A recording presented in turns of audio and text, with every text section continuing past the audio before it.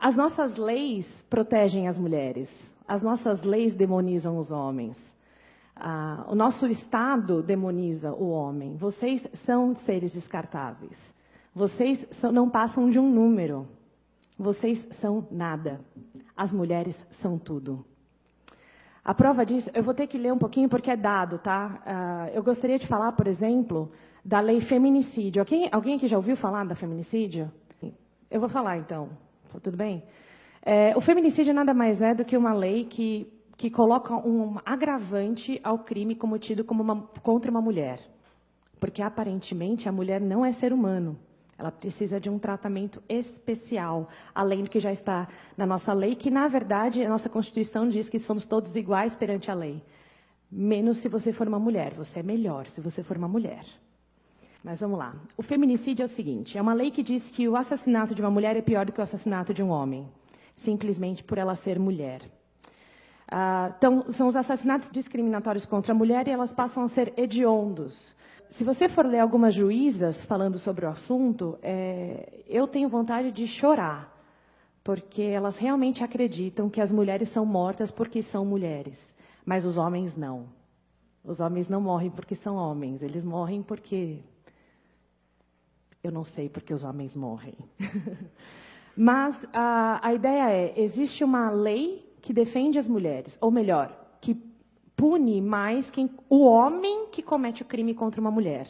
E eu falo isso porque não é qualquer pessoa que comete o crime contra uma mulher, tem que ser um homem. Então, o vilão da história sempre é o homem. Se não for, a gente não conversa sobre o assunto. A gente tem que ignorar as estatísticas que comprovam, por exemplo, que em relacionamentos entre lésbicas a violência é maior do que entre relacionamentos heterossexuais. A gente ignora esse número, porque ele não condiz com a nossa agenda feminista. Eu não sei se vocês sabem como que é o nível de violência no Brasil. Bom, no Brasil, os dados oficiais do mapa de violência, por isso que eu preciso ler, porque eu não vou decorar nunca esses números, o mapa da violência apresentado em 2016, eu não sei se vocês sabem, todo ano eles apresentam um novo mapa da violência, cada ano eles focam numa coisa. Um dos mapas da violência só falou da violência contra a mulher, então todos os dados são alarmantes. Nossa, 100% das mulheres, dos crimes denunciados na delegacia da mulher tem um homem como agressor. Eu falo, não, jura? Eu já fui agredida por mulher, quando eu fui usar a delegacia da mulher, já que eu sou mulher, não pude fazer o BO. Eu tive que recorrer à delegacia normal. Ou seja, não é uma delegacia da mulher, é uma delegacia contra homem. Então, todos os dados oferecidos pela delegacia da mulher, eu rasgo e ignoro. Mas eu vou usar os dados da mapa da violência, que foram apresentados em 2016, então é o mapa mais recente que a gente tem, que usando as mortes de 2014, tá? No Brasil, foram assassinados em 2014 59.627 pessoas no país. Mas 59.627 pessoas em território nacional foram assassinadas. Esse número representa 10% das mortes do mundo. 10% de todo mundo que morreu em 2014 estava no nosso território nacional, onde, teoricamente, as mulheres são extremamente violentadas. Esse número representou 10% e somos um país que mata mais gente do que países em guerra. Morreu mais gente no Brasil do que morreu na Síria. Desse montante assustador, 59.627 pessoas, 4.757 são mulheres. Estamos falando de menos de 8% do total de mortes do país. Mas afirmar que temos um problema com a violência contra a mulher é ignorar um fato óbvio. Estamos tendo um problema com a violência no país. Nosso país é um país extremamente violento. A violência do país, quando a gente fala só da violência contra a mulher, a gente está negando que vivemos em um país que está matando 11,5 vezes mais homens do que mulheres. Usando as mesmas pesquisas, temos 92% dos homicídios cometidos contra homens e 8% contra mulheres. As pesquisas afirmam que 40% dos homicídios contra as mulheres foram causados por seus parceiros homens. 40%, é um número grande, né? Mas é 40% de 4.757. E também, dentro dessa pesquisa, mostra que 6% das mortes cometidas contra homens, os crimes cometidos contra homens, 6% eram por parceiras desses homens. Mas, aí você fala, nossa, então morre muito mais mulher na mão de homem do que homem na mão de mulher. Não. Vamos olhar atentamente os dados oficiais. 40% de 4.757, dá um total de 1.902 mulheres. Então, 1.902 mulheres no ano de 2014 foram mortas por seus parceiros. Se for parceira, não entra na conta.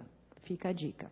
E 6% de 54.870 homens, que dá um total de 3.292 homens. Ou seja, morreram 1.390 mais homens em decorrência de violência doméstica no Brasil do que mulheres.